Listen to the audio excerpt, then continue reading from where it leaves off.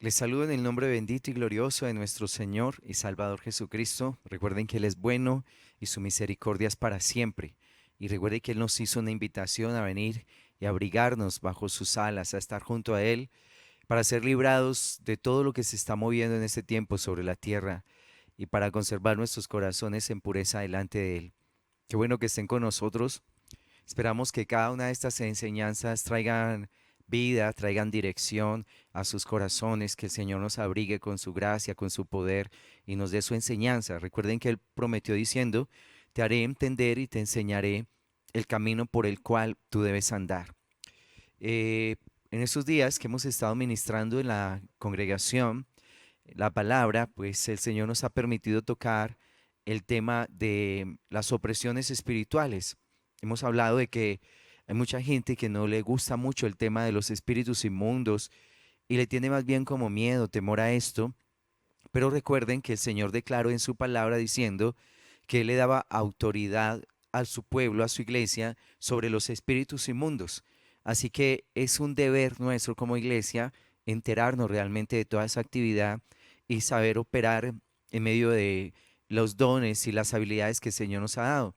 Porque en Marcos declara, en mi nombre echarán fuera demonios, hablarán nuevas lenguas y aun si comieren cosa mortífera no les hará daño. O sea, el Señor nos dio esa autoridad para hablar palabra de libertad sobre un pueblo. Hay un pueblo que estaba oprimido desde el principio, desde que Adán entregó todas las cosas en manos del diablo, allá en Génesis capítulo 3 vino esa opresión espiritual sobre toda la humanidad.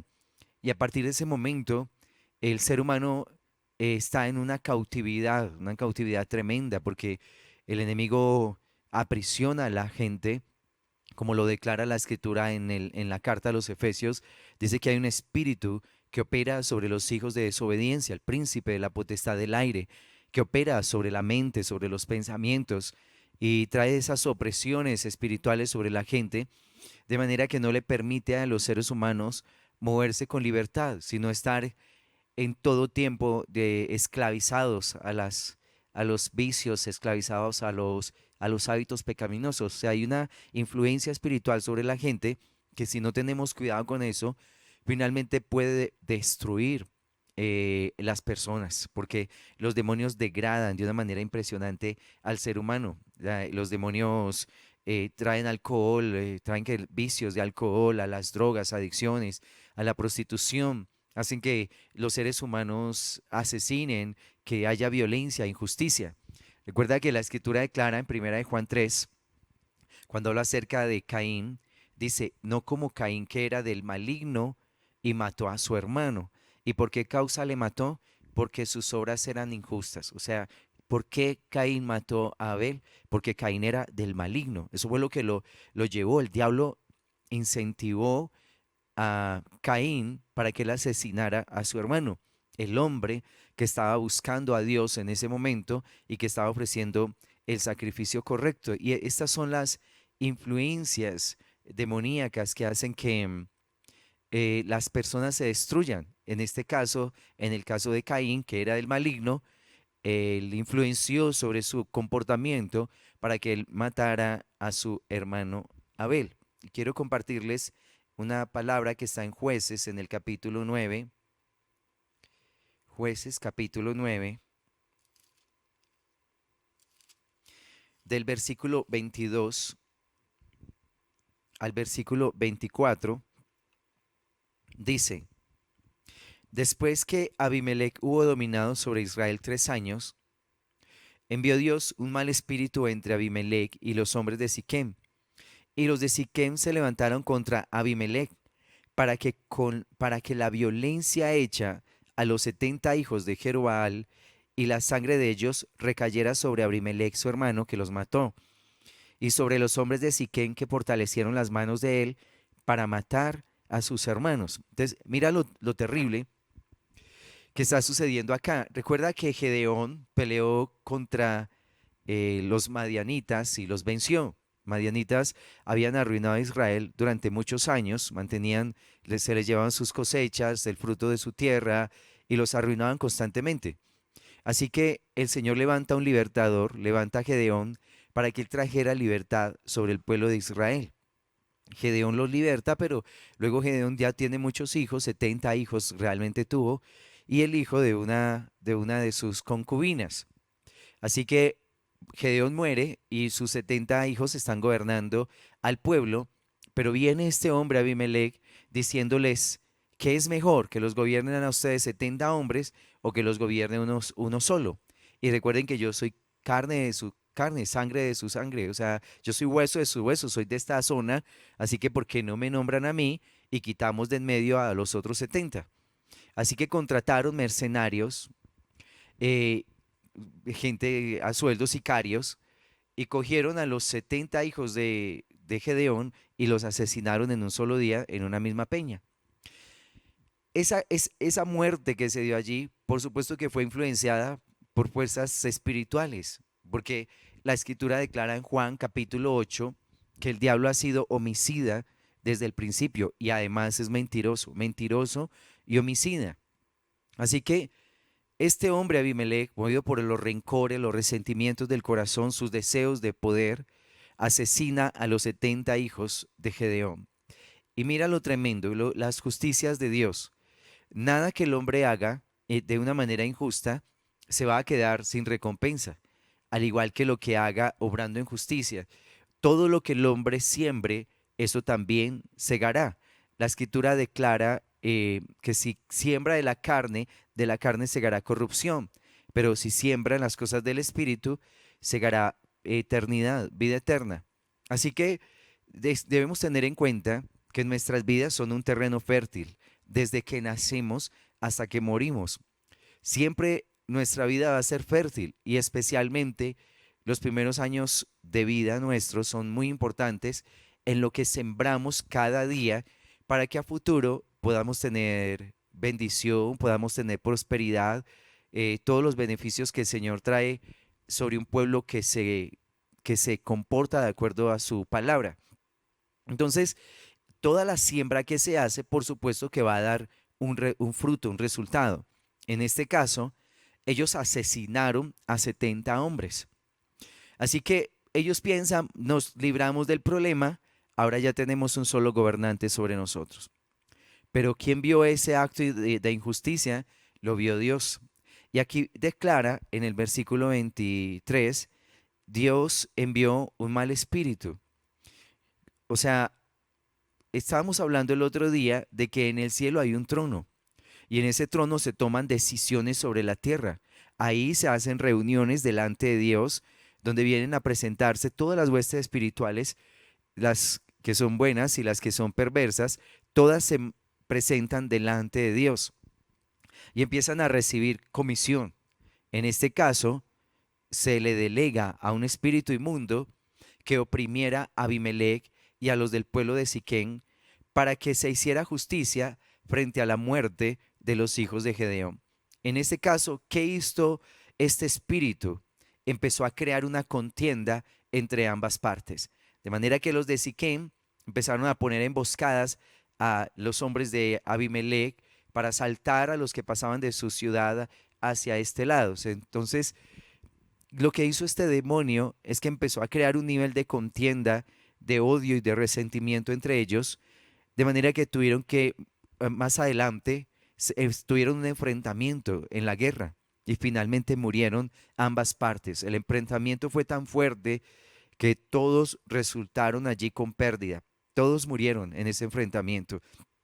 Así que mira lo que es el mundo espiritual. Tal vez hay familias que son muy rencillosas, que son muy problemáticas, que siempre están en contienda los unos con los otros, que siempre hay dificultades con los vecinos, que siempre están en enfrentamientos con personas, con liderazgos de la iglesia, con fuentes de autoridad, con personas en autoridad, y que normalmente lo que los rodea a ellos es ese ambiente de discordia, de pleitos, etcétera. Que hay allí, puede haber un espíritu de estos, un mal espíritu que está allí para ejercer la justicia de Dios, o sea, para dar la paga de la maldad que ellos habían cometido. Eh, Cuando el Señor trajo también un juicio sobre la casa de Acab, recuerda que Dios trajo un juicio sobre esta familia por haber practicado tanta brujería, tanta hechicería, tanta injusticia.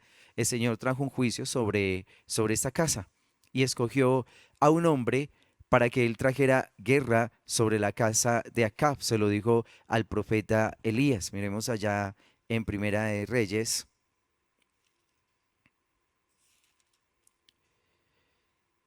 Em, Recuerda que Elías huye de Jezabel porque pues ella lo amenaza de muerte después del juicio que Dios trajo a esos profetas de Baal y declara allí el Señor se le aparece en el monte Sinaí, en el capítulo 19 de Primera de Reyes y le declara en el versículo 15 y le dijo Jehová, ve, vuélvete por tu camino por el desierto de Damasco y llegarás y ungirás a Hazael por rey de Siria, a Jehú hijo de Nimsi ungirás por rey sobre Israel y a Eliseo, hijo de Safat, de Abel Meola, ungirás para que sea profeta en tu lugar.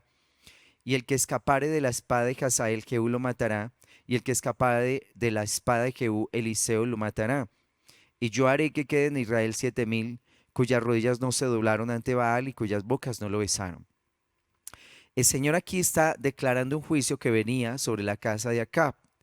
3 personas fueron escogidas para traer ese juicio: Jehú, Hazael, rey de Siria, y Eliseo, el profeta Eliseo.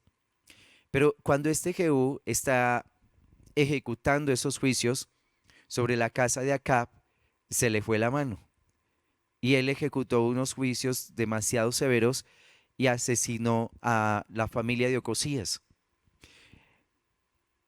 Realmente en su celo se fue un poco más allá de lo que se le estaba encomendando.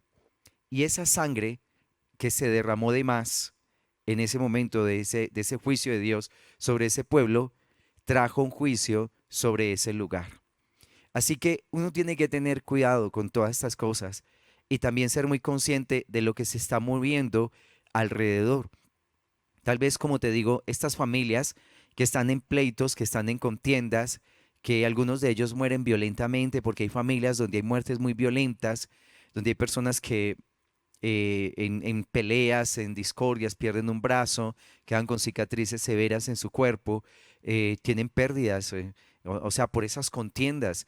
Tienen que revisar si es que y orar a Dios para que desde el trono del Señor venga una respuesta, si es que en esa línea generacional hubo muertes violentas, porque en este caso, este espíritu que vino, un mal espíritu entre Abimelech y los de Siquem, fue por una acción violenta, una muerte injusta por estos asesinatos. Así que viene ese espíritu después que trajo contienda e hizo que ellos se mataran entre sí. Así que qué delicado es ese derramamiento de sangre inocente, porque eso va a traer después caos y enfermedad y va a traer una cantidad de situaciones y de problemas. Por eso la iglesia debe estar orando. La iglesia tiene que ser una iglesia de oración, de búsqueda, que esté buscando el rostro de Dios de todo su ser, de todo su corazón. Cuando nosotros miramos en Segunda de Samuel, en el capítulo 3, el reino se le estaba entregando a David. Ya las cosas se estaban acondicionando para que David recibiera el reino. El reino que había sido quitado a Saúl se le iba a entregar a David. No fue un acto de un día para otro, realmente empezó a haber una guerra entre ambos pueblos, la gente que seguía a David y los que todavía permanecían fieles a la casa de Saúl, bendiciendo a sus hijos, fortaleciendo los hijos de Saúl para que ellos pudieran permanecer en su reinado. En medio de esto, ya el reino se le está cediendo a David de una manera impresionante porque, por supuesto, era voluntad de Dios que David reinara sobre su pueblo. Pero David tiene un general que se llama Joab, un hombre muy valiente, muy esforzado, muy fiel, muy dedicado a la causa, pero con un celo que a veces se sobrepasaba. O sea, y realmente Joab hacía a veces cosas que eran indebidas en el celo de conservar el reino en las manos de David. Y una de las cosas que hizo fue que mató a Abner el general del ejército de Saúl, o sea, el que todavía le estaba guardando la espalda a los hijos de Saúl, quiso conciliar el reino y entregárselo a David de una manera voluntaria, sin guerra. Así que Abner tiene la promesa de David de hacerlo general de su ejército, pero David ya tenía también un general que era Joab, y por supuesto que Joab pues no iba a compartir su lugar. Aparte de eso, tenía un celo en contra de toda la casa de Saúl. Así que persigue Joab a Abner después de que él sale de la presencia de David y de una manera traicionera, sin darle a entender que le iba a hacer daño, porque si lo hubiera hecho, por lo menos Abner se hubiera podido defender. Pero Joab le llegó de una manera amistosa y Abner no se cuidó de que Joab sacó una daga y se la enterró entre las costillas y finalmente lo mató. Cuando David se enteró de esto, de esta muerte injusta, porque no le permitió a Abner defenderse, Abner era un hombre de guerra, era un hombre aguerrido, esforzado, aparte pues que dentro de las guerras que se libraron, Abner había asesinado a la familia de Joab, así que era una cuestión de venganza, es impresionante. Pero cuando David se entera de la muerte de Abner, estas son las palabras que declara, dice en el versículo 28 de segunda de Samuel 3. Cuando David supo después esto, dijo, inocente soy yo y mi reino delante de Jehová para siempre, perdón, inocente soy yo y mi reino delante de Jehová para siempre de la sangre de Abner, hijo de Ner. Caiga sobre la cabeza de Joab y sobre toda la casa de su padre. Que nunca falte de la casa de Joab quien padezca flujo, ni leproso, ni quien ande con báculo, ni quien muera a espada, ni quien tenga falta de pan. Entonces vemos allí que esta injusticia que comete Joab con Abner, llevado por su resentimiento, por su deseo de venganza, pues trajo unas consecuencias sobre su casa. O sea, su casa fue oprimida con enfermedad, con violencia, con falta de pan. Declara allí mujeres que tuvieron flujo, gente leprosa, personas que fueron cojas, quien muere violentamente y personas que tuvieron escasez económica. Entonces, en alguna ocasión alguien me decía que cuando yo hablo de las maldiciones generacionales, que no estaba de acuerdo conmigo porque las maldiciones generacionales no se cumplen sobre el pueblo, porque el Señor rompió eso en la cruz del Calvario. Y eso es verdad. Es cierto que las maldiciones generacionales se rompen por la obra de la cruz, pero también es cierto que la palabra de Dios se cumple sobre los que conocen la verdad, porque Jesús declaró diciendo, conocerán la verdad y la verdad los hará libres. No es que yo hago una oración aceptando a Jesús como mi Salvador y automáticamente todo se deshizo, toda maldición se deshizo, ya quedé listo pues para entrar en el cielo, no. Por supuesto sí, o sea, me refiero a que si yo hago una oración de entrega, sí tengo salvación, pero lo que me refiero es, de aquí en adelante empieza un proceso de conocimiento de la verdad. Y si la iglesia no entra a conocer la verdad, la ignorancia que tenga de las cosas del Espíritu la va a aprovechar el diablo para seguir subyugando esa vida. O sea, ¿sobre quién gobierna Satanás? Sobre los ignorantes, sobre los que no ahondan en las verdades de Dios. Entonces, por supuesto, el Señor en la cruz del Calvario eh, rompe toda maldición generacional, rompe toda esa maldición que había caído en nosotros por el cumplimiento que teníamos de la palabra de Dios. Pero tenemos que ahondar las escrituras, porque recuerda que el Señor dijo, nunca se apartará de tu boca este libro de la ley, de día y de noche meditarás en él, para que hagas y cumplas conforme a todo lo que en él está escrito, porque así harás prosperar tu camino y todo te saldrá bien. Así que no es simplemente hacer la oración de entrega y ya se rompió todo. No, también hay cosas que se van rompiendo en la manera en que yo voy creciendo espiritualmente, porque el Señor declaró el yugo se pudriría por causa de la unción. Y recuerda que aún las escrituras a través de Pablo dicen, mientras el heredero es niño, él no puede gobernar sobre nada. Así que necesita un ayo, un supervisor que esté gobernando mientras él crece. Así que el que es niño no gobierna sobre nada, tiene que crecer espiritualmente. Así que por supuesto se rompen las maldiciones, pero nosotros tenemos que tomar esa palabra, tenemos que echar mano de ella, tenemos que conocerla y ponerla en práctica, porque de lo contrario, o mira tú la iglesia y dime si estoy mintiendo. Porque tanta gente en las congregaciones que lleva tantos años y todavía está sujeta a pasiones, todavía tiene hábitos pecaminosos, todavía tiene un carácter que parece un hijo del diablo. Si supuestamente ya aceptó a Jesús y entonces ves que no es solamente hacer una oración de entrega y ya fui transformado conforme a la imagen del Señor, no. Este camino lleva muerte y este camino lleva conocimiento de Dios y sin ese conocimiento el pueblo se pierde. Así lo declaró el Señor. Este pueblo se perdió porque le faltó conocimiento y no conocimiento del mundo, sino conocimiento de las cosas invisibles de Dios, conocimiento de lo eterno. Así que el diablo gobierna sobre los ignorantes. Por eso, si no estás de acuerdo con que las maldiciones generacionales siguen vigentes sobre un pueblo ignorante, sentémonos, búscame y con la escritura yo te voy a explicar que el reino del diablo está sobre los ignorantes. El diablo reina sobre los ignorantes. Cuando la iglesia conoce estas verdades y en oración y el Señor empieza a mostrarle maldiciones, empieza a mostrarle que tuvo una familia injusta, empieza a mostrar que sí, estas prácticas aún de ocultismo en el pasado que tuvieron nuestras gentes, abortos, prácticas de brujería, etcétera, empezamos a pedir perdón.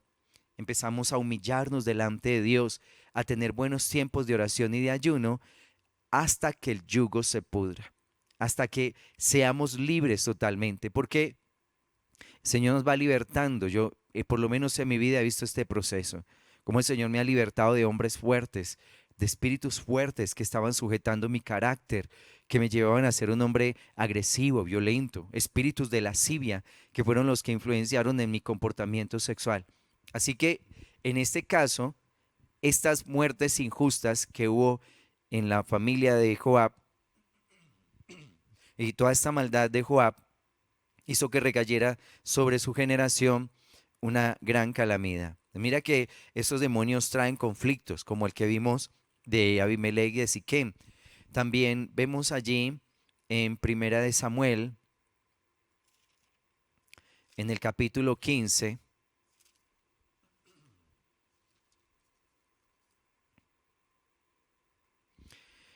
del versículo 22 al 23 dice, y Samuel dijo, se complace Jehová tanto en los holocaustos y víctimas como en que se obedezca a las palabras de Jehová. Ciertamente el obedecer es mejor que los sacrificios y el prestar atención que la grosura de los carneros, porque como pecado de adivinación es la rebelión y como ídolos idolatría la obstinación. Por cuanto tú desechaste la palabra de Jehová, él también te ha desechado para que no seas rey. Esta fue una sentencia que el Señor trajo sobre Saúl, pues desobedeció dos órdenes muy importantes. Una era esperar que Samuel viniera a ofrecer el sacrificio para confirmarlo a él como rey. Y él no esperó a Samuel, él mismo ofreció el sacrificio cuando estaba rodeado de los filisteos. Y número dos, cuando el Señor le dice destruya a Amalek y todo lo que tiene, el ganado, todo, y él se trajo lo mejor del ganado de este rey de Amalek y también dejó con vida a Amalek. Así que el Señor dijo, no, ya usted no va más en este reinado, ¿sí? Porque las cosas en el reino de Dios se tienen que hacer a la manera de Dios. En esto que el Señor nos ha encomendado, no, Dios no está esperando que nosotros le demos ideas o que digamos cómo se tienen que hacer las cosas o que le demos órdenes a Dios, que emprendamos proyectos necios y cosas nacidas en nuestro corazón y después le digamos al Señor que las debe bendecir. No, realmente la iglesia debe conducirse de acuerdo a la dirección que da el Espíritu Santo. Si el Espíritu de Dios no lo habló, si Dios no lo dirigió, los proyectos que tengamos nos van a causar muchos dolores de cabeza. Van a ser muy largos, van a ser muy aflictivos y seguramente nos van a dejar con muchas pérdidas económicas y con mucho desgaste espiritual. Pero cuando las cosas son de Dios, el Señor apareja todo para que las cosas fluyan. Por ejemplo, el Señor le dijo a Moisés que construyera una casa en el desierto para Dios, el tabernáculo. Moisés dice al pueblo, bueno, vamos a traer lo que se necesita para construir el tabernáculo. Y la gente empezó a llegar con todo lo que se necesitaba, a tal punto que Moisés tuvo que decirles, ya basta, no traigan más porque tenemos de sobra. Mira, ninguna aflicción hubo en la construcción del tabernáculo. Él levantó allí a dos hombres que eran expertos en construir, en diseñar, en trabajar las telas, la madera, los metales, etcétera. Él puso toda la gente que se necesitaba para esto, de manera que una obra como esa tan impresionante, 12 meses ya estaba lista. El tabernáculo se construyó en 12 meses. Para poder entrar a la tierra prometida, ese primer año ellos construyeron el tabernáculo y ya estaban listos para ir a la tierra prometida con la presencia de Dios en medio de ellos. ¿Por qué? Porque como Dios lo dijo, Dios aparejó todas las cosas para que se llevaran a cabo. Entonces, no es a la manera nuestra. Recuerda que Isaías 58 dice, si no andas en tus caminos, si no hablas tus palabras y si no haces tu voluntad, entonces vas a ser muy bendecido, vas a entrar en el reposo de Dios, el Señor te levantará en las alturas de una manera impresionante. ¿Por qué? Porque es la idea a la idea de Dios. No es conforme a nuestra idea, ni a nuestros pensamientos, ni a lo que a nosotros nos parece, sino lo que Dios ha declarado a través de las Escrituras. Entonces, finalmente Saúl desobedece y qué tenaz. No es solamente desobedecer, o sea que no, yo ya desobedecí y bueno, pues ahí vamos con el Señor. Y yo te digo, no es tan sencillo como tú crees. Cuando nos dedicamos a desobedecer la palabra, hay otras cosas, unas consecuencias que vienen sobre nosotros. Y el capítulo 16, versículo 14 dice, el espíritu de Jehová se apartó de Saúl y le atormentaba un espíritu malo de parte de Jehová. Entonces no es solo que yo me dedico a desobedecer a Dios y sigo la vida como si nada pasara.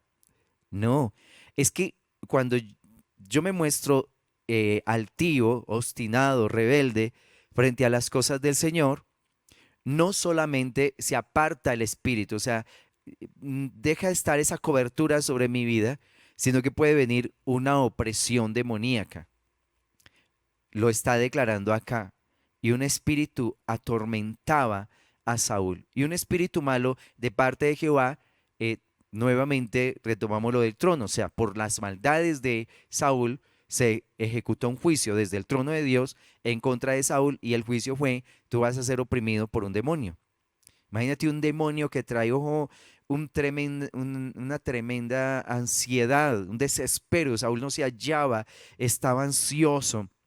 Toda esa ansiedad y ese desespero que tenía Saúl era porque un espíritu no le permitía tener descanso, tener reposo. ¿Por qué? Por mostrarse obstinado. ¿Qué es la obstinación? Les voy a dar una definición.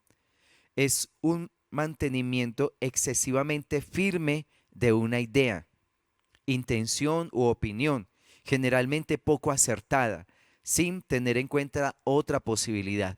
En este caso, Saúl se mantuvo excesivamente firme delante de sus propias convicciones, no de lo que Dios le había dicho, no de lo que Dios le había ordenado, sino de lo que él quería hacer. Una persona obstinada hace lo que le parece y se mantiene firme en eso, aunque sepa que con eso se va a volar la cabeza, aunque sepa que con lo que va a hacer va a causar mucho daño, aunque sepa que con lo que va a decir va a destrozar gente, pero no me importa, se lo voy a decir y punto, y ya, y eso ya está decidido.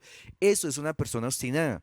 Y un obstinado en Dios, pues qué terrible, porque no escucha a nadie, ni siquiera al Señor.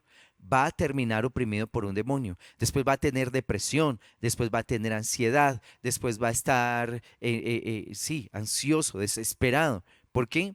Porque le puede venir una opresión espiritual. Y la rebelión es sublevación, es faltar a la obediencia debida.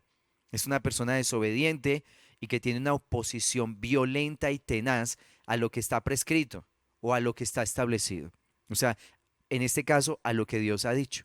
Entonces la persona muestra una falta de obediencia y se opone a lo que el Señor dice. Uno escucha a la gente, nuestros muchachos, por ejemplo, que crecen en la iglesia y se van a la universidad.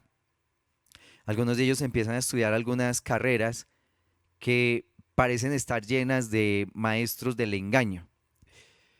Entonces llega uno de esos maestros de engaño y le empieza a poner dudas frente a Dios, le empieza a hablar mal del Señor, que Dios es injusto, que porque Dios no los deja hacer lo que ellos quieren, que Dios es malo, que porque yo no puedo tener sexo desde que nací, porque esos infames quieren poner a tener a los niños sexo desde que nacieron prácticamente. Y esos jóvenes se dejan convencer, se muestran obstinados en sus ideas y se ponen rebeldes frente al mandamiento de Dios. Entonces llega ese maestro tatuado hasta los ojos, con vicios, con problemas de drogadicción, de alcoholismo, de fornicación, de lo que sea, y convencen a los muchachos de que ellos están bien en sus vicios y que el que está mal es Dios, que los quiere conservar en vida, que los quiere conservar limpios. Esos muchachos empiezan a ponerse rebeldes con el Señor. Cuando menos pensamos, empiezan a ser oprimidos por demonios. Y esos jovencitos que crecieron en la iglesia, que tenían una comunión bonita con el Señor, ahora se están cortando, ahora están en vicios, están en situaciones de alcoholismo, de drogadicción, no saben qué hacer con el cuerpo, ¿sí? Están entregados a las pasiones sexuales que finalmente los están destruyendo. Porque cuando una persona empieza a ceder su cuerpo, supuestamente porque tiene derecho a sentir placer, el cuerpo empieza a tener un desorden.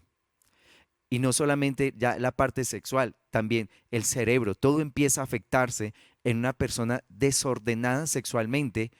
No solamente va a afectar sus genitales, por supuesto que su cabeza, sus pensamientos, sus ideas van a estar entorpecidas, de manera que su identidad empieza a perderse, a desvanecerse, hasta que llega un momento donde la gente no sabe qué es, si es una cosa, si es un animal o si es persona. Ya la gente pierde totalmente la identidad, pierde totalmente la identidad. Entonces, ¿por qué? Porque se mostraron obstinados y se mostraron rebeldes contra el Señor. ¿Cómo me van a decir estos profesores de engaño y de maldad, hijos del diablo, que sí, que están enseñando a nuestros muchachos a ser felices, cuando estos muchachos, justo cuando los conocieron a ellos, mientras estaban con el Señor, eran niños sanos, eran niños felices, eran niños sociables, eran niños que sentían aprecio y valoraban la vida? Pero después de que los conocieron a ellos, ya tienen deseos de suicidio, están medicados, no quieren vivir. Hay días que se levantan que no quieren saber nada de la vida y me van a decir que sí, que les hicieron mucho bien sembrándoles todo ese veneno en el corazón. Por supuesto que no, por supuesto que no. Es que un espíritu malo hace maldad, hace daño, entorpece a la gente, la vuelve tonta, la pone a actuar como con delirios. Así era Saúl, le tiraba hasta la sombra. En tres ocasiones intentó matar a David y era un hombre que no le importaba insultar al que fuera, que estuviera ahí sentado en su mesa. Entonces, mira lo que puede hacer la obstinación y la rebeldía. Las ideas más absurdas, más locas que se le pueden ocurrir a una persona que se aparta del Señor. En estos días escuchaba a un jovencito que se dejó sembrar cizaña en la cabeza de un profesor de estos que dice que Dios no existe. Bueno, ellos dicen que Dios no existe, pero todos los días le tiran a Dios. O sea, le tiran al Dios que para ellos no existen, pero todos los días son atacando al Dios que no existe. Realmente yo no creo en el ateísmo colombiano. Yo lo que veo en el colombiano es que el colombiano realmente no es ateo. El colombiano es resentido contra el Señor por todas las situaciones que ha vivido de dolor. El ser que busca para culpar es a Dios. Entonces, lo que hay en el corazón del colombiano es un gran resentimiento hacia la deidad, porque considera que Dios no debió haber permitido muchas cosas en este país, en su familia, en su entorno, etcétera. Esto lo hace una persona que no entiende la maldad que hay en el corazón del ser humano. Entonces, este joven se deja llenar la mente de resentimientos hacia el Señor y ahorita tiene unas ideas que por qué Dios permitió tantos animalitos muertos en el pasado. Entonces, que eso es una injusticia, que pesar de esos animales y todo eso. Y entonces le pregunto, "Oye, ¿tú comes carne?" Y me dijo, sí. ¿Y pollo? Sí. ¿Pescado? Sí. ¿Carne de res? Sí. Y tú dices, bueno, ¿y tú de dónde crees que sale esa carne? O sea, si está en tu plato, está bien. Si está en tu plato y te la comes, está bien. Pero si esa misma carne se la ofrecemos a Dios, está mal. ¿Ves cómo funciona la doble moral de nuestra gente? O sea, si es para mi beneficio, está bien que maten las vacas para que yo me las coma, pero está bien pero está mal que se maten para ofrecérselas a Dios en un sacrificio. O sea, si es para Dios está mal, pero si es para comérnoslas en un sancocho o en un asado, todo está muy bien, todos estamos muy felices. Y entonces le digo yo, bueno, y si tú tuvieras que escoger entre salvar a tu mamá y salvar a un perro, ¿a quién salvarías? Y me decía, no sé. Y yo le digo, ah, no, estamos muy mal. Pues por supuesto que un animalito, si uno puede salvar a un perrito, pues lo salva. Pero si yo tengo que escoger entre un perrito y mis hijas y mi esposa, escojo mi familia por una sola razón. Porque mi familia tiene eternidad. Un perro no, un gato no, una paloma no. ¿Sí? ¿Qué vamos a salvar? La gente. ¿Por quién murió Jesús en la cruz del Calvario? Por la gente. ¿Qué dice Juan 3:16? De tal manera amó Dios al mundo que ha dado a su Hijo único para que todo aquel que en Él cree no se pierda. O sea, gente inteligente, gente que puede creer en Él. Un perro nunca va a aceptar a Jesús como su Señor y como Salvador. Así, un perro se muere y ya, no pasa nada. Pero un ser humano se muere y ya sí tenemos que pensar qué va a suceder con él después de su muerte. Si va al cielo o va al infierno. Los perros no van ni al cielo ni al infierno. Murieron y ya. Pero entonces este jovencito dice, no sé, estoy confundido. O sea, no sabía a quién salvar, si a su mamá o al perro. Y yo digo, ¿sí ves? ¿Sí ves? ¿Sí ves cómo se distorsiona la mente? ¿Sí ves cómo el corazón entra en caos? ¿Sí ves cómo los pensamientos se llenan de tanta maldad, de tantas tinieblas y de tanta oscuridad? Entonces, estos jóvenes empiezan a avanzar en maldad, porque allí no se va a quedar el asunto. Son jóvenes que van a entrar en procesos de drogas. Son jóvenes que no van a tener problema en violar a una muchacha y después justificar su violación diciendo que es que son sus emociones. ¿Por qué? Porque vienen demonios, espíritus malos que los van a oprimir por haberse puesto rebeldes y obstinados con el Señor. Por eso, iglesia, cuando el Señor declara que el hombre que edifica la casa de Dios tiene que poner el cimiento sobre la roca. El que no construya sobre la roca, su edificación va a caer. Y nosotros debemos doblegar nuestra soberbia, doblegar la obstinación, doblegar nuestra rebeldía delante del Señor para obedecer única y exclusivamente su voz. Por supuesto, no es tan sencillo. No es fácil decir que voy a ser un hombre obediente a Dios en todo sentido. No, es un ejercicio. Cada día es un ejercicio de sometimiento a su voluntad. Cuando el Señor dice, lleven mi yugo sobre ustedes, no es tan sencillo, porque a nosotros detestamos los yugos. Nosotros somos rebeldes por naturaleza. Bueno, el único yugo que le gusta al ser humano parece ser el que el diablo le pone, porque con ese mantiene feliz. Pero cuando es el yugo de Dios que lo santifica, que lo purifica y que lo lleva a crecer en el Señor, a ese sí lo desprecia demasiado. Entonces, esta obstinación y esta rebeldía hicieron que un demonio oprimiera la vida de Saúl y que su descendencia finalmente perdiera ya la posibilidad de estar en el trono. Entonces, mira, iglesia, cómo nuestras acciones sí pueden afectar nuestras casas. Mis acciones afectan mi familia. Mi herencia para mis hijos es que yo sea un hombre justo. Si soy un hombre justo y busco al Señor de todo corazón, puede ser que no alcance a dejarles una herencia material, que no les deje una casa, un carro, dinero, pero si yo fui justo, les dejé a ellos un terreno fértil del cual ellos se van a poder sustentar todos los días de su vida, ¿sí? Pero si soy injusto, si soy un ser que me muestro obstinado y rebelde con el Señor, desobediente a las escrituras, ¿qué van a recibir mis hijos? Una herencia maldita. Ellos se van a ver muy afectados en su vida, en su cotidianidad, con sus proyectos de vida, con sus familias, etcétera. Ellos van a tener muchos inconvenientes. Por eso es necesario que la iglesia despierte, que la iglesia sí se interese por el tema de los demonios, no para que los hagamos escultura, ni para que nos aterroricemos ni nada, sino para que seamos conscientes del peligro que corre un pueblo que no es consciente de que el diablo está ahí.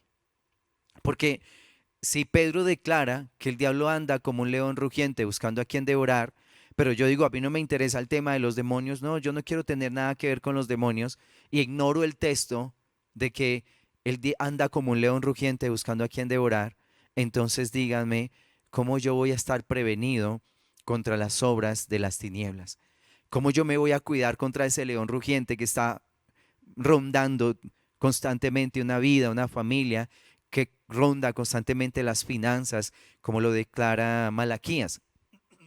El diablo es el devorador. Puede acabar tus finanzas en un abrir y en un cerrar de ojos. Así lo hizo con Job. Job era un hombre muy rico y en un solo día vinieron los hombres armados, se robaron sus cosechas. Cayó fuego del cielo y quemó la parte de la cosecha que aún no se había recogido. Sus edificaciones, una de la casa de sus hijos fue derribada, o sea, y sus hijos murieron allí sepultados. Entonces, en un día lo arruinó. Y una persona dice, no, yo no quiero saber nada de demonios. Y uno dice, ay, Dios mío, bendito. ¿Por qué será que la iglesia quiere vivir así como tan fresca, como si estuviera en la playa tomando refresco, sin entender que estamos en una guerra, que estamos en una gran confrontación espiritual y que si no nos cuidamos y caminamos rectamente delante del Señor y cuidamos nuestros hogares, porque nosotros tenemos que cuidar el terreno de nuestras familias. Tenemos que orar por nuestro hogar constantemente, bendecir esas puertas, esas ventanas, bendecir los hijos, bendecir sus habitaciones, consagrarlos para Dios, aunque a veces los veamos rebeldes, pero nosotros seguimos en nuestra tarea de ustedes son benditos del Señor y para la gloria de Dios y les damos ejemplo de integridad. Les bendecimos, los amamos, les damos aguas frescas, que ellos nunca puedan decir, en mi casa faltó presencia de Dios. No, que ellos digan, en mi casa está el Señor. Yo soy rebelde, que puedan decirme nuestros hijos. Tal vez yo soy un hijo rebelde, pero yo llego a mi casa y yo siento al Señor. ¿Por qué? Porque allí está mi madre, está mi padre. Como escuchaba un joven en alguna ocasión que me decía, yo tengo unos padres espectaculares y son padres que me aman, que me cuidan, que su consejo siempre está allí y que en todo momento están orando. Yo me despierto a las 3 de la mañana, están orando. Me despierto a la 1 de la mañana, están orando. Me despierto a la madrugada, están orando. Llego por la tarde, ellos también están orando. O sea, ¿qué testimonio tiene ese joven de sus padres? Que es gente del secreto. Y tiene el testimonio de decir, son muy prudentes, ellos nunca están ahí como involucrándose fuertemente con lo mío, tienen respeto por las cosas que yo hago, pero ellos constantemente me están cubriendo en oración. Contaba este muchacho, me parecía muy bonito ese testimonio que le dan sus padres de ser guerreros de oración, protegiendo sus casas, librando la batalla cada día para que a su familia tenga un refugio, para que tenga una cobertura espiritual. La oración del justo es muy poderosa. Y recuerda que la escritura declara, los ojos del Señor están sobre los justos y sus oídos atentos a sus oraciones. Por nuestras oraciones, Dios puede frustrar, como lo declara los salmos, el consejo de los pueblos, las maquinaciones de las naciones. Recuerda que las naciones se están maquinando cómo destruir a nuestros hijos, cómo llevar a las escuelas, a los colegios, que ya lo están haciendo, toda esta política, toda esta agenda que tiene el movimiento LGBT, todas estas ideas absurdas de que un niño se pueda comportar como quiera, que llegue al colegio como quiera, si quiere llegar vestido de mujer, de hombre, de cosa, de animal, de lo que sea, que le demos libertad a los muchachos que todavía no tienen cabeza para tomar decisiones, pero que nuestros gobiernos para unas cosas los patrocinan, pero para otras cosas, porque cuando esos muchachos empiezan a delinquir, empiecen a matar y empiecen a hacer delincuencia, el gobierno va a decir, así déjenlos, ellos son unos lindos. No, no, para ellos tienen preparados la perversión sexual, pero también les tienen preparadas cárceles, también les tienen preparadas sentencias de muerte, etcétera. Así funciona este sistema. Las maquinaciones de las naciones y toda la perversión que se está levantando en medio de los pueblos. Y a los padres no les interesa el tema de los espíritus inmundos. Yo digo, Señor, despiértanos, despiértanos, despiértanos porque estamos en guerra. Por supuesto, reposados en Dios, pero estamos en guerra. El apóstol Pablo lo declara en Efesios 6. Vamos a vestirnos con toda la armadura porque no tenemos una lucha contra seres humanos. Esta guerra es una guerra espiritual. Y él declara, vistámonos de toda la armadura de Dios. Y allí empieza a mencionar pues todo lo que tiene que ver realmente más con que con una armadura física es un estilo de vida. Porque cada cosa que él menciona allí, de el yelmo, el escudo, la espada, del cinturón, del calzado, todo esto tiene que ver es con un estilo de vida puesto a los pies de Cristo. Es un estilo de vida, no es solamente hacer el ejercicio de me pongo el yelmo, cojo el escudo, cojo la espada, y sí, pero si vives una vida de diablo, ¿de qué sirve toda esa armadura? Eso no va a servir de nada. Realmente, ¿qué va a sorprender el mundo de las tinieblas? Tu estilo de vida, la autoridad que tienes de parte de Jesucristo, el nombre de Jesús, la sangre poderosa que Él derramó en la cruz del Calvario. Estas son parte de las armas que tú vas a utilizar para bendecir tu hogar, para extender bendición sobre tu familia. No dejes minar tu casa. Hay un texto que el Señor habla acerca de esto, dice en Lucas, en el capítulo 12, menciona acerca de estar muy atentos para que no permitamos que nuestras casas sean minadas. Dice Lucas 12, del versículo 35 al 40, estén ceñidos vuestros lomos y vuestras lámparas encendidas. Y vosotros sed semejantes a hombres que aguardan a que su Señor regrese de las bodas, para que cuando llegue y llame le abran enseguida. Bienaventurados aquellos siervos a los cuales su Señor, cuando venga, halle velando. De cierto os digo que se ceñirá y hará que se sienten a la mesa y vendrá a servirles. Y aunque venga la segunda vigilia y aunque venga la tercera vigilia, si los hallare así, bienaventurados son aquellos siervos.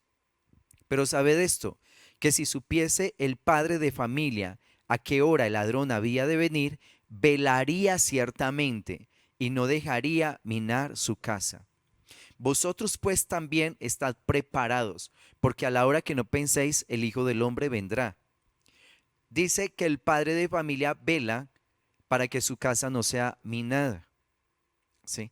Entonces, sí es una labor que tenemos que ejercer de estar orando por nuestros hogares, bendiciendo nuestras familias, ¿sí? Dando ejemplo de bendición, de integridad, para que el enemigo no mine nuestra casa.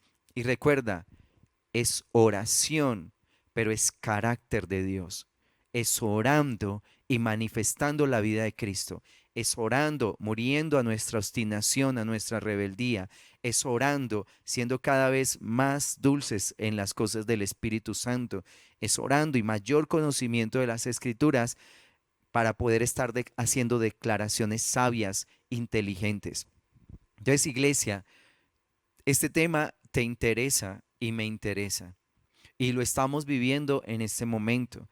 Y tenemos que ponernos en la brecha delante de Dios para que por lo menos este último tiempo el Señor nos mantenga con mucha vida y salve nuestras casas, porque realmente esa va a ser nuestra oración de aquí en adelante, por salvación. Nuestra oración por Manizales, por Colombia, por los lugares donde estemos, es por salvación. No necesariamente que seamos unos excelentes profesionales o que nuestros hijos consigan dinero, etcétera. Creo que esa no es la oración. Creo que la oración es por salvación. Recuerda que la escritura dice, pongan la mira en las cosas de arriba, busquen primero el reino de Dios y su justicia y las demás cosas serán añadidas. Lo que el Señor nos quiera añadir está bien, pero primero la mira en las cosas de arriba. Primero es la salvación. Lo más valioso, lo más precioso que un ser humano tiene es que cuando cierre sus ojos sobre la tierra, los pueda abrir estando en el cielo con el Señor. Esta es nuestra mayor recompensa, porque allí es donde vamos a empezar a vivir verdaderamente una eternidad con Dios. Yo les bendigo en el nombre de Jesús y les exhorto a que estemos alertas, a que estemos orando, a que seamos librados de esto.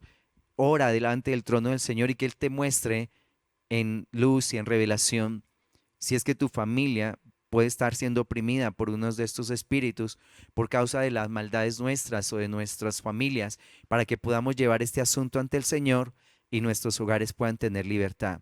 Yo te bendigo en el nombre de Jesús. Que el Señor te guarde, te prospere y te añada mucho más aún de lo que tú te has imaginado. Muchas y muchas bendiciones.